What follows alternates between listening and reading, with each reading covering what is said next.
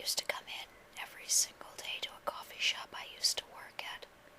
Got a small dark roast every single morning, and saw him every day.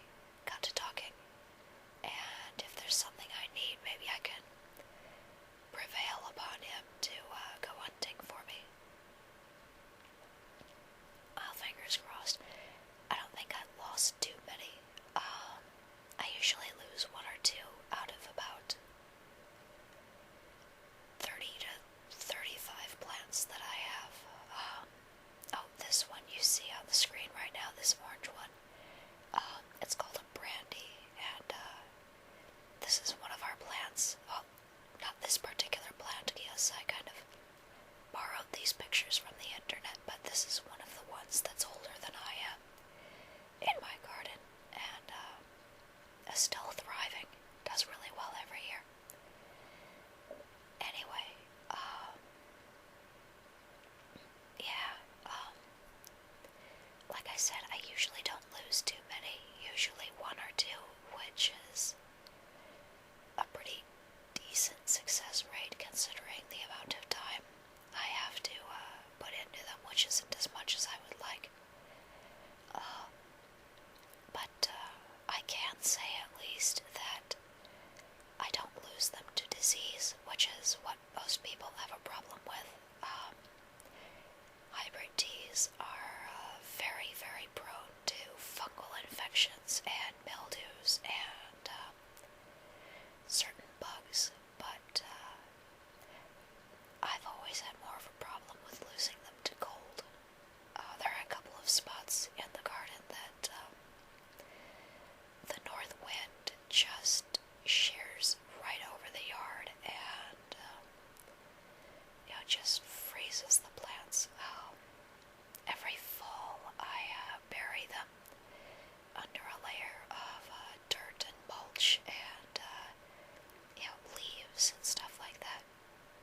Good 8 to 10 inches to just protect the root graft, and hopefully and usually keeps them warm enough that they all come back.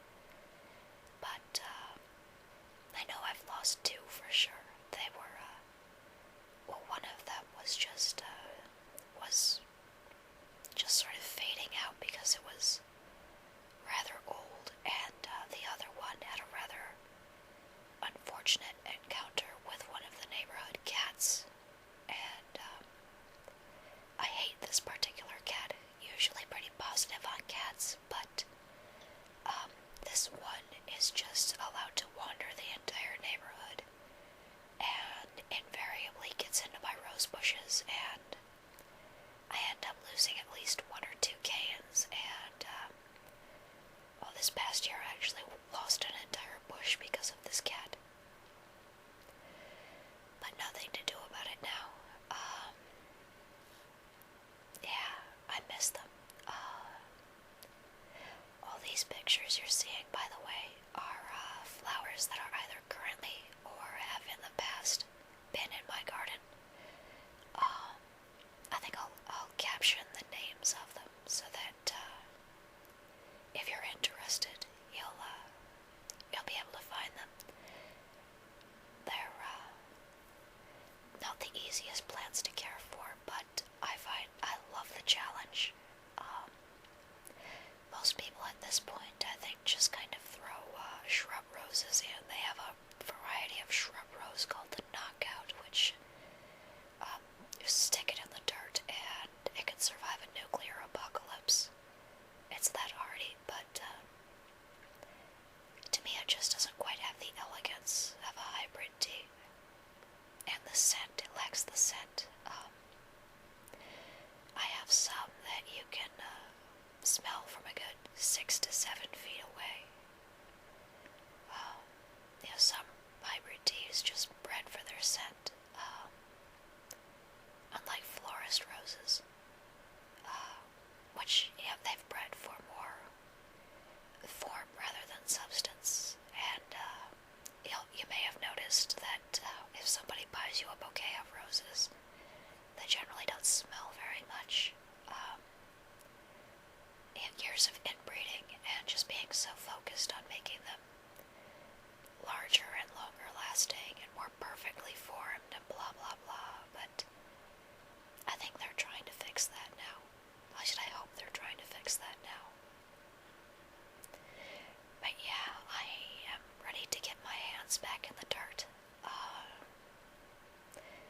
I'm not sure what I'm going to replace my two plants with, but I'm sure I'll find something nice. Something that smells good. They all smell good, really. But yeah, that's about it. I'm really, really just ready for all of the cold and the snow and the damp to just go away. For a while. I saw my first robin, finally, last week. I've seen ducks and geese back for a while now, but no robins up until this past week, so that was a happy moment